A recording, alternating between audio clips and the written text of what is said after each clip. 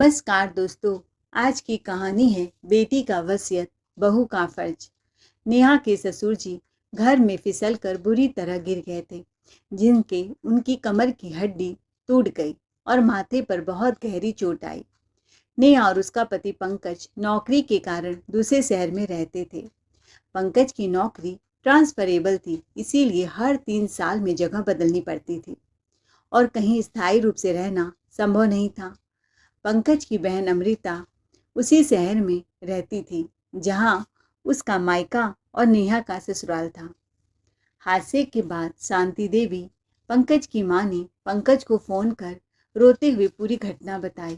पंकज ने तुरंत आश्वासन दिया कि वह आ रहा है और साथ ही अमृता को भी फोन किया कि वह जाकर पापा को देख ले और कुछ दिन संभाल ले जब तक वह पहुंचता है। अमृता ने हामी तो भर दी, लेकिन बहाने बनाकर जिम्मेदारी टाल दी। शांति देवी पहले से ही बेटी बहू के प्रति अमृता की भड़काई हुई थी। हालांकि उस समय वह परेशान थी क्योंकि पति की हालत गंभीर थी। पंकज के पिता अक्सर अपनी पत्नी को समझाते थे कि अमृता की बातों में आकर बेटी बहू से दूरी न बढ़ाए, मगर शांति देवी उनकी एक न सुनती थी। इसी बीच पंकज ने माँ को फिर फोन किया और कहा कि वह पिताजी को इलाज के लिए अपने शहर ले जाएगा। उसने पूछा कि अमृता आ गई होगी तो थोड़ी राहत मिली होगी, पर माँ ने कहा कि अमृता के बच्चों की परीक्षा है, इसलिए वह नहीं आ पाएगी।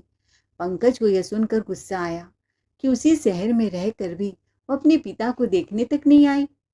जब पंकज ने माँ से कहा कि बच्चे बड़े हैं, घर पर दादा दादी और उनके पिता भी हैं, तो माँ ने बेटी का बचाव करना शुरू कर दिया और उल्टा बहू नेहा पर सवाल उठाए कि वह क्यों नहीं आ रही है।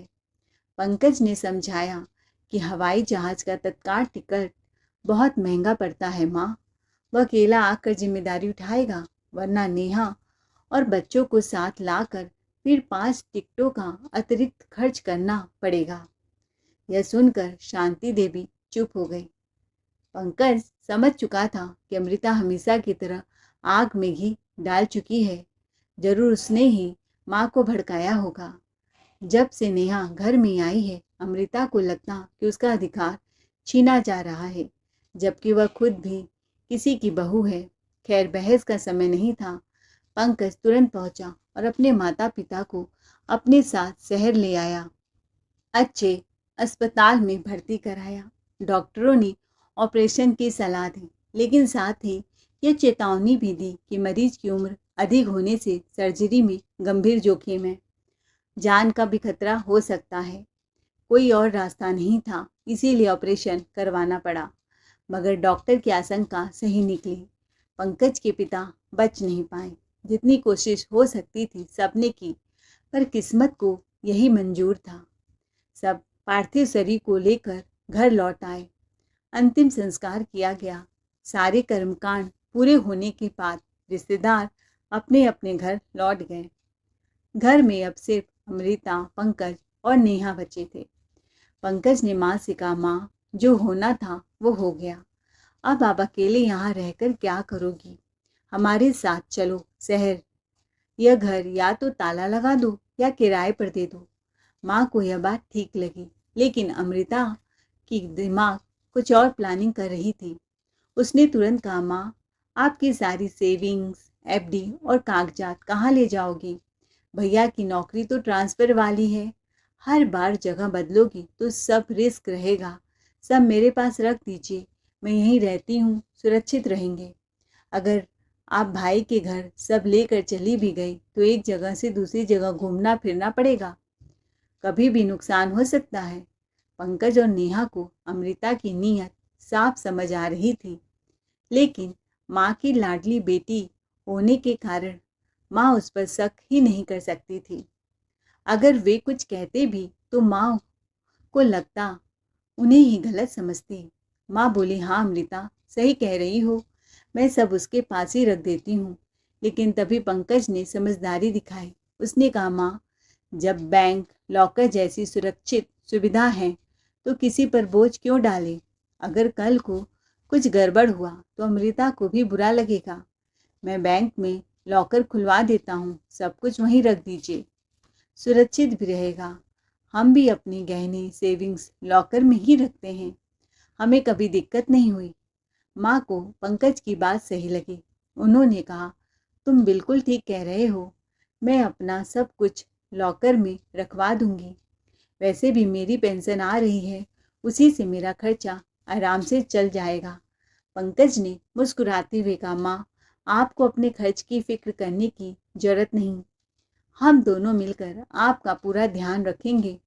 अमृता को बिल्कुल उम्मीद नहीं थी कि पंकज इतनी आसानी से उसकी चालाकी नाकाम कर देगा। माँ पंकज और नेहा के साथ चली गई, लेकिन अमृता हार मानने वाली नहीं थी। वह रोज फोन पर माँ से बातें करती और नेहा और पंकज के खिलाफ तरह तरह की बातें भरती रहती। कभी कहती, नेहा जानबूझकर ऐसा खाना बनाती है जिससे आपकी तबीयत खराब हो। कभी, भाई भाभी आपको इसीलिए अपने साथ ले गए ताकि आपकी पेंशन से उनका घर चल सके। कभी, देख लेना माँ, नेहा नौकरी शुरू करेगी तो बच्चों की देखभाल आपसे कराएगी, आपको आया बनाकर रख देगी, तब तुम उनका मल मूत्र साफ करना। लगातार इन बातों से माँ के मन में शक का बीज पड़ता गया, जबकि असलियत यह थी कि पंकज और नेहा माँ को पूरी इज्जत और आराम दे रहे थे। पर 6 महीनों में अमृता ने धीरे धीरे उनके मन में यह भर दिया कि बेटा बहू उन्हें पैसों के लालच में साथ रख रहे हैं। धीरे धीरे माँ को भी लगने लगा कि शायद बेटा बहू उनके पैसों के लालच में ही उन्हें अपने साथ रखे हुए हैं। उन्हें यह भी ख्याल आया कि अगर पैसे न होते तो शायद वे उन्हें अकेला छोड़ देते। क्योंकि शांति देवी शुरू से ही मेल जोल और घूमने फिरने की शौकीन थे, इसीलिए शहर का शांत माहौल उन्हें सूना लगता, खालीपन लगता। उन्होंने निश्चय कर लिया, अब मैं अपने घर ही जाकर रहूंगी। शांति देवी बोली, बेटा, मैं अभी इतनी बूढ़ी नहीं हुई कि अकेले न रह सकूं। जब लगेगा कि अब संभव नहीं है तब तुम्हारे पास आ जाऊंगी।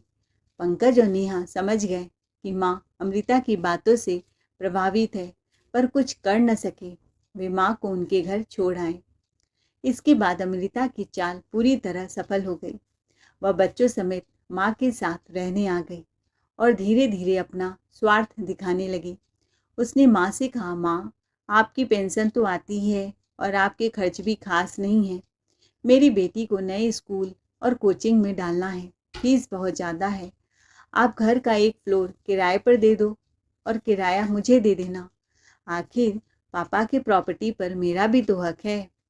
बेटी के प्यार में अंधी माँ ने यह मान लिया।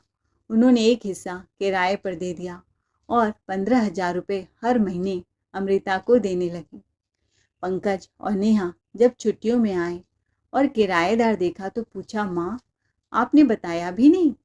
बेटा अकेली थी, घर खाली पड़ा था, इसीलिए किराए पर दे दिया और किराया अमृता को दे देती हूँ, उसकी बेटी की पढ़ाई में मदद हो जाती है। पंकज ने कहा, ठीक है माँ, लेकिन वह रकम एफडी में क्यों नहीं करा देती? माँ बोली, नहीं, मैं अमृता को देती हूँ, उसका भी हक है इस घर पर। पंकज ने तर्क दिया कि हक सबका है, केवल एक का नहीं। तो माँ नाराज हो गई, बोली, यह घर मेरे पति की मेहनत से बना है, इसमें सिर्फ मेरा हक है, मैं जिसे चाहूँ दूँ, तुम्हें दखल देने का कोई हक नहीं। दरअसल अमृता ने उनका इतना दिमाग बदल दिया था कि माँ को बेटा बहू अपने दुश्मन लगने लगे। यहाँ तक कि उन्हें यह भी विश्वास दिला दिया गया कि पापा की मौत छोटी अस्पताल में इलाज कराने की वजह से हुई और शायद पंकज नेहा ने जानबूझकर पैसों की बचत के लिए ऐसा किया। इन बातों से शांति देवी बेटे बहू से चिढ़ने लगी। जब पंकज ने माँ के मुंह से ऐसे आरोप सुने तो उसने ठान लिया कि अब किसी भी मामले में वह कुछ नहीं कहेगा।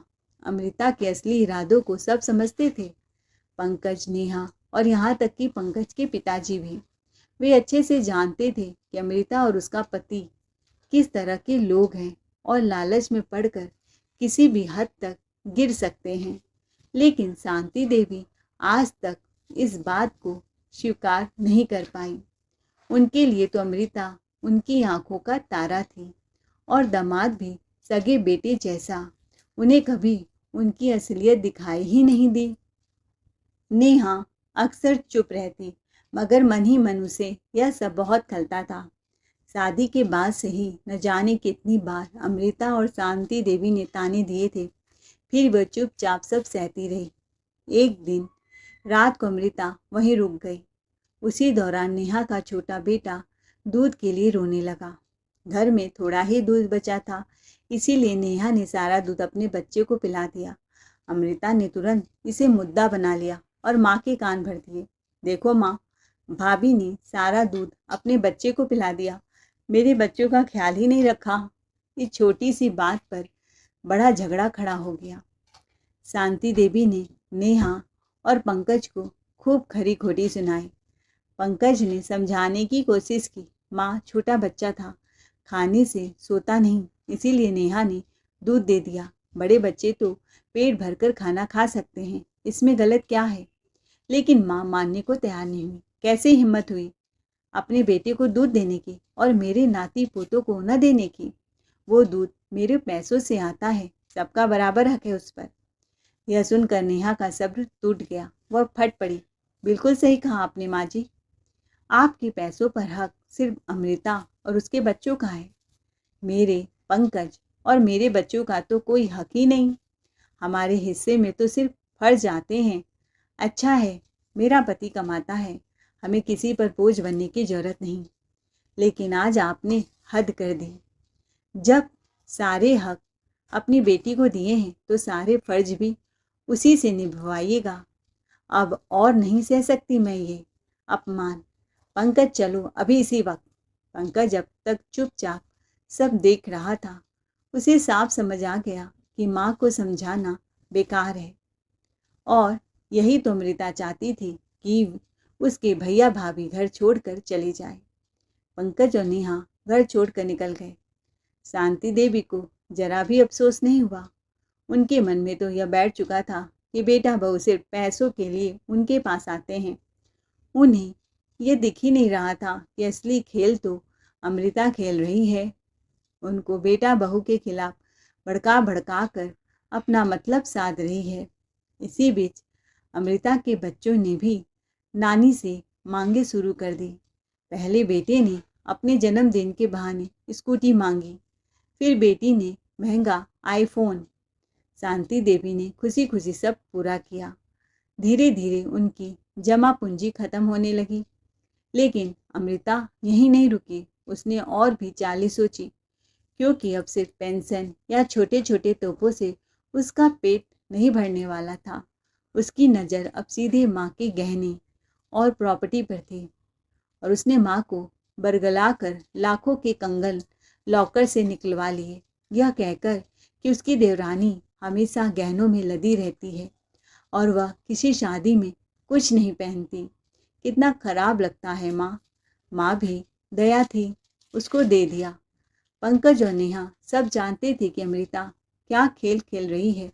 उसका पति भी बराबर उसका साथ दे रहा था, लेकिन वे चुप थे क्योंकि माँ को सच्चाई दिखाना अब नामुमकिन था।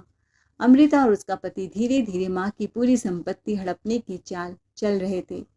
मगर कहते हैं हर बुराई का अंत होता है। अब इस बुराई के अंत का वक्त भी करीब था। फिर एक रात शांति देवी जोर जोर से चीख रही थी। अमृता समझ ही नहीं पाई कि वह क्या करे। घबरा कर वह उन्हें नज़दीकी डॉक्टर के पास ले गई। चूँकि शांति देवी खुद बहुत बेचैन थी, वह पैसे अपने साथ ले जाना भूल गई। अमृता जानती थी कि खर्चा उसे ही उठाना पड़ेगा। वह उन्हें एक झोला छाप डॉक्टर के पास ले गई। डॉक्टर ने बिना ठीक से देखे बस गैस की शिकायत मानकर कुछ दवाइयाँ लिख दी और अपनी फीस ले ली। अमृता ने चुपचाप दवा खरीद कर घर में रख दी और माँ को समझाते हुए बोली, चिंता मत कीजिए माँ, यह सिर्फ गैस की तकलीफ है। गर्म पानी से सेक लीजिए, दवा लीजिए, सब ठीक हो जाएगा। लेकिन माँ की हालत देखकर अमृता समझ गई थी कि यह मामला सिर्फ गैस का नहीं बल्कि गंभीर है। उसे एहसास हुआ कि यह यहाँ ज़्यादा देर रुकना उसके लिए ठीक नहीं है। इसीलिए उसने नरमी से कहा, माँ मेरे ससुराल में चचेरी ननंद की शादी है। अब यह ससुराल का मामला है, मुझे वहाँ रहकर सारे रस्म रिवाज निभाने पड़ेंगे। कम से कम 1 महीना तो मुझे वहीं बिताना पड़ेगा। शांति देवी ने उदासी से कहा, अरे बेटी, तू मुझे अकेली छोड़कर कहाँ जाएगी? तू यहीं से शादी की रस्मों में चली जाना। मेरी तबीयत पहले से ठीक नहीं, ऊपर से तू भी चली जाएगी तो मैं कैसे रहूँगी? अमृता ने धीरे से उत्तर दिया, माँ, मैं यहाँ रहकर कैसे निभाऊंगी? अगर मैं ससुराल नहीं गई तो लोग बातें बनाएंगे। वैसे भी यहाँ तो बेटा बहू संभाल ही लेंगे। अब ससुराल में चचेरी ननंद की शादी थी। शांति देवी ने दुख भरे स्वर में कहा, बेटी, तू मुझे इस हालत में अकेला छोड़कर कहाँ जाएगी? तू यहीं रहकर भी शादी की रस्मों में शामिल हो सकती है। मेरी तबीयत पहले से ही खराब है, ऊपर से अगर तू चली गई तो मैं बिल्कुल अकेली हो जाऊंगी। अमृता ने साफ लहजे में कहा, माँ, मैं यहाँ रहकर कैसे निभाऊंगी? अगर मैं ससुराल नहीं गई तो लोग तरह तरह की बातें बनाएंगे। वैसे भी तुम्हारी देखभाल की जिम्मेदारी तो बेटे और बहू की है। तुम बहू को बुला लो, यही उसका कर्तव्य है कि वो तुम्हारा इलाज करवाए, तुम्हारा देखभाल करे। मैं तो आखिरकार बेटी हूँ और समाज बेटी से उतनी उम्मीद नहीं रखता। यह कहकर अमृता ने बिना माँ की और कोई बात सुने अपना सामान उठाया और चली गई। उस दिन शांति देवी को ऐसा महसूस हुआ मानो उनकी बेटी ने उनके गाल पर एक करारा तमाचा मार दिया हो। जिस बेटी के लिए उन्होंने हमेशा अपने बेटे और बहू को कोसा था, उसी बेटी ने आज सच्चाई का आईना दिखा दिया। शांति देवी को भी समझ में आने लगा कि शायद उन्हें कोई गंभीर बीमारी है और ऐसे कठिन समय में उनकी बेटी ने उनसे मुंह मोड़ लिया। अब वह असहाय होकर रो पड़ी। बेटे बहू की याद में उन्हें सताने लगी। उनके मन में वह सब कड़वे बोल गूंज रहे थे जो उन्होंने बहू को बार बार कहे थे। आज शांति देवी को अपनी गलतियां साफ दिख रही थी।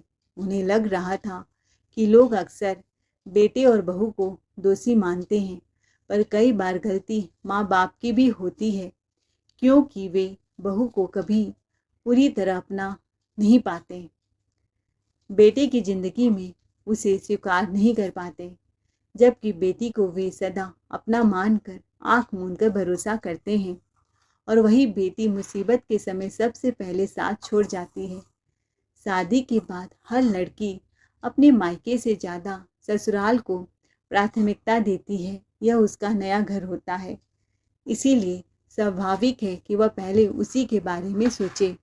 ऐसा होना भी सही है, मगर यही सवाल उठता है कि जब बेटी अपने मायके से ऊपर ससुराल को रख सकती है तो फिर माता पिता क्यों बहू को अपनी बेटी से ऊपर नहीं रख पाते? शायद यही वजह है कि रिश्तों में खटास आने लगती है। दूसरी ओर अमृता बहुत चालाक थी। उसे भली भांति समझ आ गया था कि माँ को सही इलाज की सख्त जरूरत है। उसके मन में यह भी डर था कि अगर माँ की तबीयत बिगड़ गई तो हाथ आया खजाना उससे छिन जाएगा, लेकिन अगर माँ सही हो गई तो वह उन्हें अपने कब्जे में आसानी से ले लेगी। यही सोचकर उसने खुद ही पंकज को फ़ोन लगाया और बोली, तुम्हारी माँ की तबीयत ठीक नहीं है, उनके पेट में तेज़ दर्द है, उन्हें तुरंत किसी अच्छे डॉक्टर को दिखाओ। यहाँ छोटे शहर में ठीक ठाक सुविधा नहीं है, इसीलिए मैं इलाज नहीं करवा पाई। बेहतर होगा तुम आकर उन्हें अपने साथ ले जाओ। वैसे भी बेटा होने के नाते यह तुम्हारी जिम्मेदारी है। पंकज ने तल्ख लहजे में जवाब दिया, हाँ, जिम्मेदारी तो सारी मेरी है, तुम्हें तो बस हक चाहिए, हिस्सा चाहिए। खैर, माँ मेरी है, मैं उनका ख्याल रखूँगा ही, लेकिन यह मत कहो कि इस शहर में इलाज ही नहीं हो सकता। छोटी बीमारी का इलाज वहाँ आसानी से हो सकता है। साफ साफ कहो कि तुम अपनी जिम्मेदारी से बचना चाहती हो। अमृता ने लापरवाही से कहा, तुम जैसा समझना चाहो समझो, मुझे कोई फ़र्क नहीं पड़ता, और फ़ोन काट दिया। पंकज ने तुरंत माँ को फ़ोन लगाया और बोला, माँ, आपकी तबीयत ठीक नहीं है और आपने हमें बताया भी नहीं। मैं कल ही आ रहा हूँ। शांति देवी ने दर्द छुपाते हुए आंसू बहते गए। फिर कहा, बेटा कोई खास परेशानी नहीं है, तुम परेशान मत हो। असल में वह अपने किए पर बहुत शर्मिंदा थी। उन्हें याद आ रहा था कि कैसे उन्होंने हमेशा बेटी का पक्ष लेकर बहू का दिल दुखाया था, लेकिन इस वक्त पेट दर्द से वह बहुत बेहाल थी। पंकज ने ढांढस बंधाते हुए कहा, माँ घबराओ मत, मैं और नेहा जल्दी ही आते हैं। हम वहीं पर तुम्हारा पूरा चेकअप करवाएंगे। पिछली बार पिताजी की हालत बहुत गंभीर थी, इसीलिए मैं उन्हें शहर ले आया था। ठीक है बेटा, जैसा तुम्हें सही लगे। उसके बाद पंकज और नेहा आने की तैयारी करने लगे। उधर शांति देवी अलमारी में कपड़े रख रही थी, तभी उनके पति की डायरी गिर पड़ी। उसमें बेटी की शादी से लेकर बच्चों के बचपन तक की सारी यादें सहेजी हुई थी। पन्ने पलटते पलटते उनकी नज़र एक पन्ने पर पड़ी। पढ़कर वह स्तब्ध रह गई। डायरी में लिखा था, प्रिय शांति, शायद जब यह डायरी तुम्हारे हाथों में पहुँचे उस समय मैं रहूं या ना रहूं, इसका भरोसा नहीं। मन कहता है कि अब हमारा साथ ज़्यादा दिनों तक नहीं रहेगा, इसीलिए यह मैं अपनी डायरी में लिख रहा हूँ। मुझे पता है तुम अपनी बेटी अमृता से बहुत जुड़ी हुई हो। पंकज और नेहा के प्रति तुम्हारा निकटता उतनी नहीं रही। दरअसल तुम नेहा को अपने प्यारे बेटे की ज़िंदगी में स्वीकार नहीं कर पाई हो, लेकिन याद रखो यही जीवन की सच्चाई है। हर बेटे की ज़िंदगी में उसकी पत्नी आती ही है, जैसे तुम मेरी ज़िंदगी में आई थी। और क्या तब तुमने मेरे माता पिता का बुरा चाहा था? बिल्कुल नहीं। वैसे ही न पंकज तुम्हारा बुरा चाहता है और न ही नेहा। मुझे डर है कि जब मैं नहीं रहूँगा तब अमृता और उसका पति तुम्हें बरगला कर पंकज और नेहा से दूर कर देंगे। तुम दिल से सोचोगी, जबकि मैं हमेशा दिमाग से सोचता आया हूँ। मैं अमृता को अपनी बेटी मानता हूँ, उससे प्यार करता हूँ, लेकिन मैंने देखा है कि शादी के बाद से वह बहुत बदल गई है। उसका स्वभाव अब स्वार्थी हो चुका है। उसका पति चालाक और धूर्त किस्म का इंसान है और उसने अमृता को भी वैसा ही बना दिया है। मैंने कई बार गौर किया है कि अमृता अपने फ़ायदे के लिए तुम्हें पंकज और नेहा के खिलाफ भड़काती है और तुम उसकी बातों में आसानी से आ जाती हो। इसीलिए मैं आज ये अपने डायरी में लिख रहा हूँ। शांति, ध्यान से सुनो। तुम्हारे बेटे और बहू सच में लाखों में एक हैं। ऐसे संतान और संतान वधू भाग्य से मिलते हैं। इसीलिए कभी भी अमृता के मुंह में आकर अपने बेटे बहू से दूरी मत बना लेना। मैंने अपनी सारी मेहनत की कमाई का इंतजाम इस तरह किया है कि अगर हम दोनों में से किसी एक को कुछ हो जाए तो सारी संपत्ति और बचत अपने आप तुम्हारे नाम हो जाएगी, पर तुम उसका उपयोग सोच समझ कर करना। हाँ, बेटी का भी हक होता है, लेकिन बेटे और बहू का फर्ज भी कम नहीं होता। जो फर्ज उन्होंने निभाए हैं उतना हक भी उनका बनता है। याद रखना, हमारी बेटी को हमने उसकी शादी में सब कुछ दिया है। उसकी शादी अच्छे घर भी की, उस पर पानी की तरह पैसा बहाया है, लेकिन मैं कभी नहीं चाहूँगा कि बेटे का हक छीनकर बेटी को दिया जाए। मेरी यह अर्जित की हुई संपत्ति पंकज और नेहा की है, उनका अधिकार है। अमृता को उसकी ससुराल से बहुत कुछ मिलेगा, वहाँ उसका अधिकार बना हुआ है। मेरी संपत्ति पर केवल मेरे बेटे और बहू का हक है। कुछ एफडी और कागजात मैंने अलग से उसके लिए रख छोड़े हैं, उन्हें तुम उसे दे देना, लेकिन उससे अधिक मत देना, क्योंकि यह न्याय संगत नहीं होगा। न्याय यही है कि सबको उतना ही मिले जितना उसका हक बनता है। मुझे भरोसा है कि तुम मेरी इन बातों को दिल से समझोगी और सही फैसला लोगी। क्या उनके पति को पहले से अंदेशा था कि आगे ऐसा कुछ घटित होने वाला है, या फिर वे बस शांति देवी की कमजोरी को भली भांति समझते थे? इन्हीं सवालों के बीच शांति देवी एक एक कर अपनी पुरानी भूलों को याद करने लगी। अगले ही दिन पंकज शहर लौट आया और शांति देवी को सीधे शहर के सबसे बड़े अस्पताल में ले गया। वहाँ उनका पूरा चेकअप हुआ। रिपोर्ट देखकर डॉक्टर ने बताया कि शांति देवी की गॉल ब्लैडर में पथरी है, जिसका तुरंत ऑपरेशन करना अनिवार्य है। पंकज ने बिना देर किए कहा, ठीक है डॉक्टर साहब, आप तुरंत ऑपरेशन कीजिए। डॉक्टर ने कहा, सबसे पहले 1 लाख रुपए जमा करवाइए। पंकज ने बिना कोई सवाल के उसी समय 1 लाख रुपए जमा कर दिए। असल में शांति देवी के पास अब पेंशन की कोई खास बचत बची ही नहीं थी। उन्होंने तो अपनी अधिकांश जमा पूंजी अपनी बेटी पर ही लुटा दिया था। आज शांति देवी को गहरी चोट लगी। जिस बेटी पर उन्होंने अब तक खुलकर खर्च किया, वही बेटी उन्हें एक अच्छे डॉक्टर तक नहीं ले गई, सिर्फ अपने पैसे बचाने के चक्कर में। और जिस बेटे बहू को उन्होंने हमेशा ताने मारे, वही आज सबसे पहले उनके साथ खड़े हैं। खैर, अगले दिन ऑपरेशन का समय तय हो गया। नेहा का छोटा बच्चा होने के कारण उसे अस्पताल में रोकने की इजाज़त नहीं थी। ऐसे में शांति देवी ने अमृता को फ़ोन किया, बेटा नेहा अस्पताल में नहीं ठहर पाएगी, उसका बच्चा छोटा है, तू आ जा, सिर्फ 1 दिन की ही तो बात है। लेकिन अमृता ने साफ मना कर दिया, अरे माँ, ये आप कैसी बातें कर रही हैं? मैं अस्पताल में कैसे रह सकती हूँ? मुझे तो वहाँ की गंध से ही उल्टी आने लगती है, और वैसे भी ये जिम्मेदारी तो आपकी बहू की है, वही निभाए। पास में ही तो उसका मायका है, 1 दिन की बात है, बच्चा उसकी माँ संभाल लेगी। इतना कहकर अमृता ने फ़ोन काट दिया। शांति देवी की आंखों से पश्चाताप के आंसू छलक पड़े।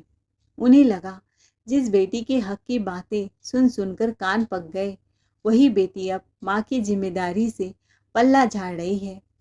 पंकज ने पास आकर कहा, माँ आप परेशान मत हो, मैं हूँ ना, और यहाँ तो नर्स भी है, सब संभाल लेंगी। ऑपरेशन सफल रहा। कुछ दिन बाद शांति देवी घर आ गई। बहुत कमज़ोर थी। इस बार पंकज ने भी लंबी छुट्टी ली थी ताकि अपनी माँ की सेवा कर सके। नेहा ने भी अपनी ओर से सेवा में कमी नहीं रखी, लेकिन मन ही मन वह अभी तक पिछली घटनाएं नहीं भूली थी, जब शांति देवी ने अपनी बेटी के लिए बहू को 1 गिलास दूध तक के लिए अपमानित किया था। इसीलिए नेहा अपना कर्तव्य निभा रही थी, पर चुपचाप। कुछ दिन बाद अमृता माँ से मिलने घर आई। शांति देवी ने कटाक्ष किया, क्यों, अब फुर्सत मिल गई माँ को देखने की? अमृता हंसते हुए बोली, अरे माँ, इसमें इतनी बड़ी बात क्या है? गॉल ब्लैडर में पथरी होना तो आजकल आम बात है, छोटा मोटा ऑपरेशन ही तो था, इतना गंभीर मसला तो नहीं था कि आप मुझे ताना दे। थोड़ी देर बैठकर उसने कहा, अच्छा माँ, अब मैं चलती हूँ, घर पर बहुत काम है। हाँ, जाते जाते मुझे किराया तो दे दो, बेटी की फीस और ट्यूशन की फीस भरनी है। शांति देवी ने गंभीर स्वर में कहा, बेटा इस बार किराया नहीं दे सकती, ऑपरेशन में 1-1.5 लाख रुपए और दवाइयों में 25,000 खर्च हो गए, ऊपर से पेंशन भी कम है। बच्चों की पढ़ाई की जिम्मेदारी माँ बाप की होती है, उसे अपने हिसाब से निभाना चाहिए। इस बार मैं मदद नहीं कर पाऊंगी। इतना सुनना था कि अमृता तुनक कर चिल्ला उठी, वाह माँ, बेटे के आते ही आपने तो रुख ही बदल दिया। पर यह मत भूलिए कि पापा की संपत्ति पर मेरा भी बराबर का हक है। शांति देवी बोली, आज हिसाब किताब साफ कर ही लेते हैं बेटी, रोज रोज की खींचतान से बेहतर है कि सारे लेन देन अभी तय कर लिए जाए। मेरे 2 बच्चे हैं तो दोनों का हक बराबर है, और जब अधिकार बराबर है तो जिम्मेदारी भी बराबर होगी। अब तक घर का किराया तुमने जितना लिया वो करीब करीब लाखों में है, उसमें से आधा हिस्सा पंकज को दे दो, क्योंकि आधे पैसों का हक उसका बनता है। और हाँ, जो कंगन मैंने तुम्हें दिया था उसका भी एक हिस्सा नेहा का है। एक कंगन तुम रखो और दूसरा नेहा को दे दो। फिर देखो, मैंने तुम्हारी बेटी को आईफोन, बेटे को स्कूटी दिलाई, दोनों मिलाकर लगभग 3 लाख का खर्चा हुआ। अब नेहा का बेटा तो छोटा है, वो ना आईफोन लेगा न स्कूटी, तो बेहतर होगा उसकी आधी कीमत यानी 1.5 लाख रुपए पंकज के बेटे के नाम पर एफडी करवा दो। आखिरकार बराबरी का हक है तो बराबरी का हिस्सा भी बनता है। बाकी बची प्रॉपर्टी और रकम को मैं 2 बराबर हिस्सों में बांट दूंगी। लेकिन सुनो, जब हम पिताजी को दिल्ली इलाज कराने ले गए थे तब सिर्फ आने जाने का खर्चा ही 50,000 लगा था। उसमें से 25,000 पंकज को तुम लौटाओगी क्योंकि वह जिम्मेदारी तुम्हारी भी थी। उसके बाद अस्पताल में पापा के इलाज पर लगभग 10 लाख खर्च हुए थे जो पंकज ने अकेले उठाए। उसमें से 5 लाख तुम उसे वापस करोगी क्योंकि फर्ज तुम्हारा भी है। हक मांगनी आओगी तो फर्ज भी निभाना होगा। सिर्फ बेटा और बहू सब खर्चा करे और बेटी सिर्फ मेवा खाए, मलाई खाए, ये नहीं चलेगा। और अभी हाल ही में मेरे ऑपरेशन पर 1-1.5 लाख का खर्चा आया है और ऊपर से 25,000 की दवाइयाँ, तो इनका आधा पैसा भी पंकज को देना पड़ेगा। समझ लो, अगर हक बराबर है तो फर्ज भी बराबर निभाना होगा। इसके अलावा अभी 1 महीना यहीं रहकर मेरी सेवा भी करनी होगी क्योंकि इस हालत में मैं खुद से काम नहीं कर पाऊंगी। उसके बाद मैं प्रॉपर्टी का बराबर बंटवारा कर दूंगी। ये सब सुनकर अमृता का माथा घूम गया। अमृता बोली, माँ ये कैसी बातें कर रही हो? पापा के इलाज का पैसा, तुम्हारे इलाज का पैसा मैं क्यों दूं? ये तो बेटे बहू की जिम्मेदारी होती है। माँ ने सख्त लहजे में जवाब दिया। तो क्या माँ बाप की कोई जिम्मेदारी नहीं होती? क्या हमारा फर्ज सिर्फ इतना ही है कि सारी संपत्ति उठाकर बेटी के नाम कर दे? अगर आधी आधी संपत्ति चाहिए तो आधी आधी जिम्मेदारी भी उठानी पड़ेगी। पिताजी के क्रियाकर्म पर भी करीब 2 लाख का खर्च आया था, जिसमें से 1 लाख तुम्हें अभी पंकज को देना है। उस समय हिसाब साफ नहीं हुआ था। अब जब बंटवारे की बात हो रही है तो सब बराबरी से होना चाहिए। और सुन, जब मेरी मृत्यु होगी तो मेरा क्रियाकर्म तुम और तुम्हारे पति मिलकर करोगे। मेरी चिता को मुखाग्नि भी तुम दोगी क्योंकि जब हिस्सा बेटे की तरह लेना है तो फर्ज भी बेटे की तरह निभाना होगा। अमृता गुस्से से बोली, पागल हो गई हो क्या माँ? ये सब काम बेटा करता है, मैं क्यों करूँगी? माँ ने भी गुस्से में कहा, ये सब तुम्हारी मर्जी से नहीं चलेगा। जब चाहो बेटी बनकर फर्ज से बच गई और जब चाहो बेटी बनकर हक ले लिया। ऐसा नहीं होगा। अब आज मैं तुम्हें साफ साफ बता रही हूँ, हक और फर्ज दोनों बराबर निभाने होंगे। अमृता को समझ आ गया कि आज माँ चुप होने वाली नहीं। उसकी सारी चालाकियाँ माँ ने पकड़ ली थी। अमृता ने थक कर कहा, अच्छा माँ, रहने दो ये सब बातें, मैं अब चलती हूँ। माँ ने व्यंग से कहा, हाँ जाओ, लेकिन अगली बार दामाद जी को भी साथ लेकर आना। कम से कम 1-2 महीने यहाँ रह कर जरा अपनी सास की सेवा कर ले। बहू ने तो जी जान से अपनी सास की देखभाल की है, इसीलिए उसका हक बनता है। लेकिन दामाद जी तो कभी हालचाल पूछने तक नहीं आए। सेवा करना तो दूर की बात है, बिना जिम्मेदारी निभाए कोई हक नहीं पा सकता। अगर बराबरी चाहिए तो बहू की तरह बराबर की सेवा भी करनी होगी। अमृता समझ गई कि माँ आसानी से चुप होने वाली नहीं है और जल्दी जल्दी से वहाँ से निकल जाना चाहती थी। लेकिन शांति देवी बोलती ही चली जा रही थी, मेरी भूल थी कि मैंने अपने बेटे बहू को तेरे कहने पर गलत समझा। अब मैं सब कुछ बराबर बराबर बांटूंगी। ये पुश्तैनी नहीं बल्कि तेरे पापा की मेहनत की कमाई है जो मेरे नाम पर है। जिसे चाहूँ उसे दे सकती हूँ और मेरा फैसला है कि अपनी संपत्ति में मैं अपने बेटे बहू को ही दूंगी। तेरे लिए तो पापा पहले से कुछ एफडी और जेवर रख के गए हैं, वह भी तुझे नहीं मिलेंगे क्योंकि बेटे बहू ने मेरे सारे फर्ज निभाए हैं। तू तो अपने फर्ज से बहुत पहले ही हाथ झाड़ चुकी है। और हाँ, इस घर का किराया अब मेरे बेटे बहू लेंगे। मैं भी उन्हीं के पास जाकर रहूँगी ताकि बार बार उन्हें मेरी वजह से इधर उधर भागना न पड़े। बाकी हिस्सा किराए पर दे दूँगी। आज मुझे साफ दिख रहा है कि सिर्फ बेटे बहू ही नहीं, माँ बाप भी गलत होते हैं जब वे अपने बेटे की ज़िंदगी में बहू को जगह नहीं दे पाते। लेकिन अगर दोनों तरफ से समझदारी हो तो रिश्ते मजबूत रहते हैं। मैं अपनी गलती मानती हूँ। नेहा अब तक सब कुछ खामोशी से सुन रही थी। वह बोली, मम्मी जी, आज आपकी बातें सुनकर मेरा सारा गुस्सा और गिला दूर हो गया। अब आप हमारे साथ चलिए पूरे हक से। आपका हक है हमारे साथ रहने का। अगर हमसे कभी गलती हो तो हमें डांटिए, लेकिन कृपया दूसरों की बातों में आकर हमें गलत मत समझिए। वाकई बहुत तकलीफ होती है। शांति देवी की आंखें भर आईं। हाँ बेटा, मुझे अब सब समझ में आ गया।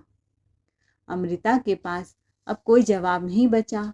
वह बोली, ठीक है माँ, मैं चलती हूँ। वैसे भी अब मेरा यहाँ कोई काम नहीं है। इतना कहकर वो जाने लगी तो शांति देवी बोली, हाँ जा, अब कभी मत आना।